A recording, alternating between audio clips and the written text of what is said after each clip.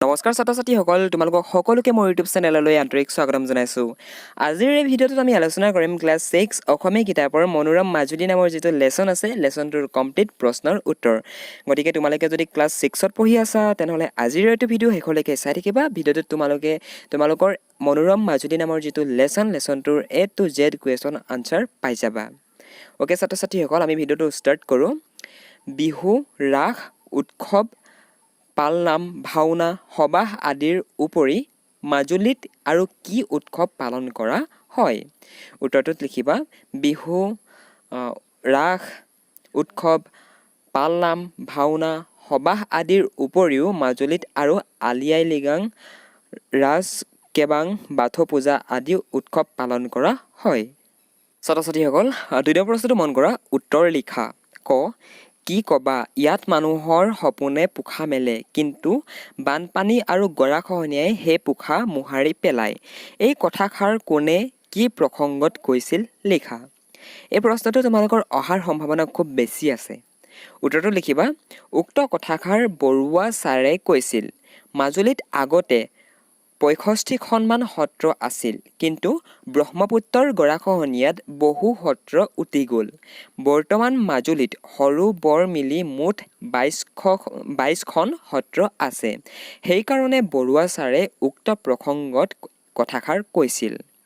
মানে মাজুলীত আগতে সত্ৰৰ সংখ্যা বহুত বেছি আছিল। তোমালোকে জানাই সত্ৰ নগৰী বুলি কোৱাৰ লগে লগে মাজুলীক বুজোৱা হয়, নহয় জানো? মাজুলীত আগতে প্ৰায় ৬৫খনমান সত্ৰ আছিল, কিন্তু গৰাখহনীয়াৰ ফলত, কাৰণ যিহেতু মাজুলী হৈছে এটা নদীদ্বীপ, নহয় জানো? নদীদ্বীপ বুলি কোৱাৰ লগে লগে সেই মাজুলী দ্বীপটোৰ চাৰিওফালে কেৱল মাত্ৰ পানী আছে। অ'কে, চ' বাৰিষা কালত কি হয়, অতিৰিক্ত গৰাখহনীয়া হোৱাৰ ফলত, মানে গৰাখহনীয়া বুলি কোৱাৰ লগে লগে বুজি পাইছা যে মাটিসমূহ পানীয়ে লাহে লাহে খহাই গৈ থাকে, ঠিক আছে? গতিকে আগতে যিসমূহ সত্ৰ আছিলে সেই সত্ৰসমূহ লাহে লাহে নাইকিয়া হ'বলৈ ধৰিছে গৰাখহনীয়াৰ ফলত। সেইবিলাক নদীৰ বুকুত লাহে লাহে জাহ গৈছে। অ'কে, চ' এই প্ৰসংগতেই বৰুৱা ছাৰে উক্ত কথাষাৰ কৈছিল। ছাত্ৰ ছাত্ৰীসকল, খ নম্বৰ প্ৰশ্নটো মন কৰা। বুজিছা, মাজুলীৰ সত্ৰসমূহৰ ভিতৰত দক্ষিণপাট, গড়মূৰ, আউনীআটী, কমলাবাৰী, বেঙেনাআটী, চামগুৰি আদি প্ৰতিখন সত্ৰৰে সুকীয়া সুকীয়া বৈশিষ্ট্য আছে। কোনখন সত্ৰৰ কি কি বৈশিষ্ট্য আছে? অ'কে, চ' এই প্ৰশ্নবিলাক অলপ টান হয়, গতিকে তোমালোকে ভিডিঅ'টো চোৱাৰ সময়ত অলপ মনোযোগ সহকাৰে চাবা, আৰু পৰাপক্ষত তোমালোকে এই কুৱেশ্যন আনচাৰবিলাকৰ PDF টো ডাউনলোড কৰি ল'বা। অ'কে, আৰু PDF ৰ লিংক তোমালোকৰ মই ভিডিঅ'টোৰ ডেছক্ৰিপশ্যনত দি দিছোঁ। সেই ডেছক্ৰিপশ্যনত থকা লিংকত ক্লিক কৰি তোমালোকে PDFসমূহ ডাউনলোড কৰিবলৈ সক্ষম হ'বা। অ'কে, এই প্ৰশ্নটো অলপ টান হয়। অ'কে, কিন্তু ইয়াৰ উত্তৰটো তোমালোকে কেনেকুৱা ধৰণে লিখিব লাগিব একবাৰ মন কৰা যে সত্ৰকেইখনৰ নাম তোমালোকে লিখি তোমালোকে সেই সত্ৰখনৰ যিটো বৈশিষ্ট্য, যিটো সুকীয়া বৈশিষ্ট্য, সেই সুকীয়া বৈশিষ্ট্যটোৰ কথা লিখিব লাগিব। প্ৰথমতে লিখা আছে গড়মূৰ সত্ৰৰ। এতিয়া গড়মূৰ সত্ৰখন কি কাৰণে ফেমাছ? অ'কে, গড়মূৰ সত্ৰখন কি কাৰণে জনপ্ৰিয়, নতুবা সেই গড়মূৰ সত্ৰৰ কি কি বৈশিষ্ট্য আছে তাৰ বিষয়ে আমি লিখিব লাগিব। মাজুলীত বহুতো সত্ৰ আছে, তাৰে ভিতৰত এখন সত্ৰ হ'ল গড়মূৰ সত্ৰ। গড়মূৰ সত্ৰত আহোমৰ দিনৰ বৰটোপ সংৰক্ষণ কৰি ৰখা হৈছে। অসমত থকা গড়মূৰ সত্ৰৰ আন বহুতো সুকীয়া বৈশিষ্ট্য আছে। অ'কে, চ' ইয়াৰ দ্বাৰা তোমালোকে কি গম পালা? গড়মূৰ সত্ৰৰ যিটো মূল বৈশিষ্ট্যটো হৈছে যে গড়মূৰ সত্ৰত আহোম ৰজাৰ দিনৰ বৰটোপ নাম শুনিছা চাগে তোমালোকে, ৰংঘৰ কাৰেংঘৰত আছে, গ'লে কেতিয়াবা চাবা। সেই তেনেকুৱা বৰটোপ গড়মূৰ সত্ৰত বৰ্তমানো সংৰক্ষণ কৰি থৈ দিয়া হৈছে, আৰু সেইটোৱেই হৈছে গড়মূৰ সত্ৰৰ বৈশিষ্ট্য। অ'কে, সেইটো কাৰণে জনপ্ৰিয় মানে। নেক্সট আহিলে আউনীআটী সত্ৰ। পালনাম আৰু অস্পৰা নৃত্য আউনীআটী সত্ৰৰ অসমীয়া সংস্কৃতিলৈ বিশেষ অৱদান। ইয়াৰ উপৰিও অসমীয়া ঠাঁচৰ অলংকাৰ আৰু বাচন বৰ্তনো বিখ্যাত। নেক্সট আহিলে তোমালোকৰ কমলাবাৰী সত্ৰ। কমলাবাৰী সত্ৰ শিল্প, সাহিত্য আৰু নানান সত্ৰীয় শৈলীৰ সংৰক্ষণ থলী। কমলাবাৰী সত্ৰত আচলতে শিল্প, সাহিত্য এইবিলাকৰ কাৰণে কমলাবাৰী সত্ৰখন বেছি জনপ্ৰিয় হয়। অ'কে, এতিয়া শিল্পকলা বুলি কোৱাৰ লগে লগে তাত আগৰ দিনৰ, ঠিক আছে, একদম আহোম ৰজাৰ দিনৰ যিবিলাক চিত্ৰশিল্প, যিবিলাক সাহিত্য, অ'কে, যিবিলাক সত্যথলীৰ, সেইবিলাক তাত সংৰক্ষণ কৰি থৈ দিয়া হৈছে কমলাবাৰী সত্ৰত, আৰু সেইটো কাৰণেই হৈছে কমলাবাৰী সত্ৰ বহুত জনপ্ৰিয়।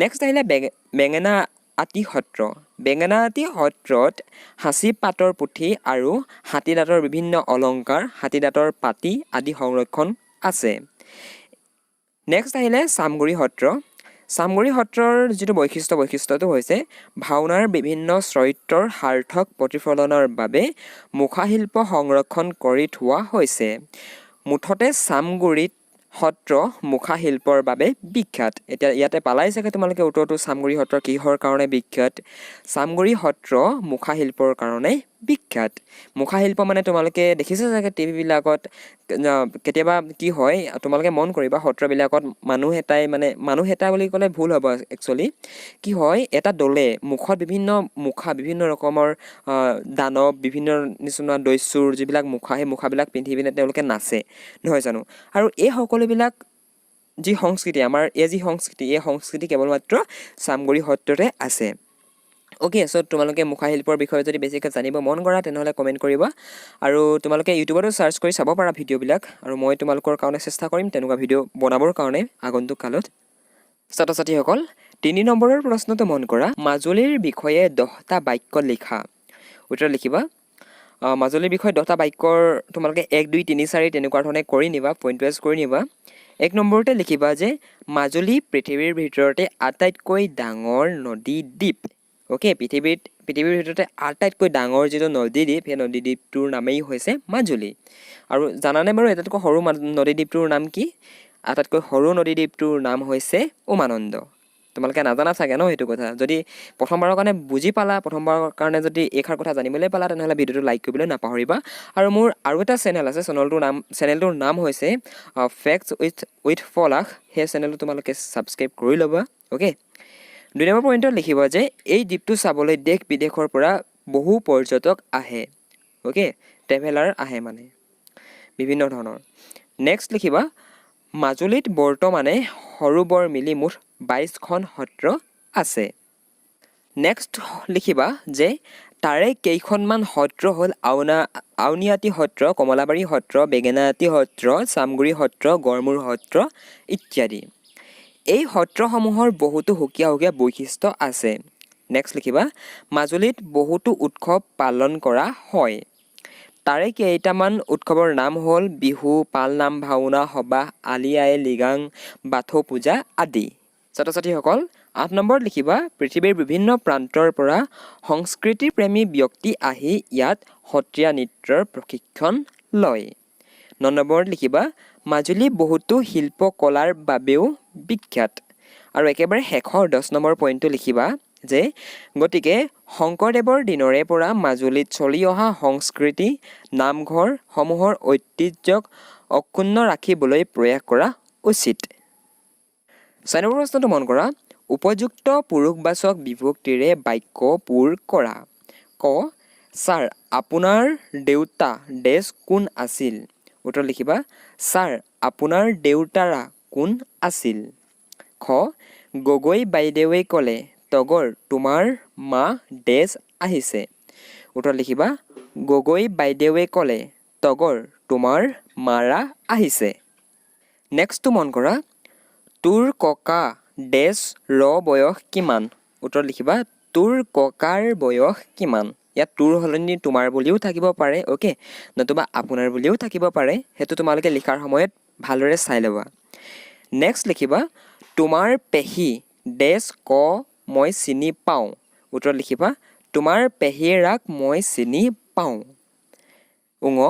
প্ৰভাতৰ আইতা ডেছ আহিব উত্তৰ লিখিবা প্ৰভাতৰ আইতাক আহিব ইয়াত দেখিছানে মই কটো এক্সট্ৰাকৈ লগাবলগীয়া হৈছে অ'কে চ' তোমালোকে সেই অকণমানি যিবিলাক কথা সেইবিলাকত মন কৰিবা তেতিয়াহে তোমালোকে ভালদৰে পাৰিবা কাৰণ কেলৈ তোমালোকে প্ৰশ্নৰ উত্তৰবিলাক মুখস্থ কৰিলে তোমালোকৰ প্ৰব্লেম হ'ব গতিকে তোমালোকে বুজি পাব লাগিব অ'কে চ' আমি নেক্সট প্ৰশ্নটোলৈ মুভ কৰিছোঁ নেক্সট প্ৰশ্নটো মন কৰা বাক্য সাজা আৰু বাক্য সাজা তোমালোকক মই এগেইন একেটা কথাই ক'ম যে বাক্য তোমালোকে যিটো সাজিবা সেই বাক্যটোৰ এটা মিনিং এটা অৰ্থ থাকিব লাগিব যদি অৰ্থহীন যদি একো অৰ্থ মানে নুলিওৱা তোমালোকে যদি কিবা বাক্য লিখি থৈ আহা তেনেহ'লে পৰীক্ষাত কিন্তু তোমালোকে আলুগুটি পাবা তোমালোকে শূন্য পাবা মানে তোমালোকে যিটো বাক্য ৰচনা কৰিবা যিটো বাক্য লিখিবা সেই বাক্যটোৰ এটা অৰ্থ থাকিব লাগিব অৰ্থহীন বাক্য লিখিলে নহ'ব অ'কে 1 নম্বৰ মন কৰা পৰিভ্ৰমী কুলি চৰাই এবিধ পৰিভ্ৰমী চৰাই নতুবা কুলি এবিধ পৰিভ্ৰমী চৰাই এনেকুৱা ধৰণে তোমালোকে লিখিব পাৰা আৰু ইয়াত মই যি ধৰণে দেখাইছোঁ এই ধৰণেই যে লিখিব লাগিব সেইটো নহয় তোমালোকে নিজৰ মতে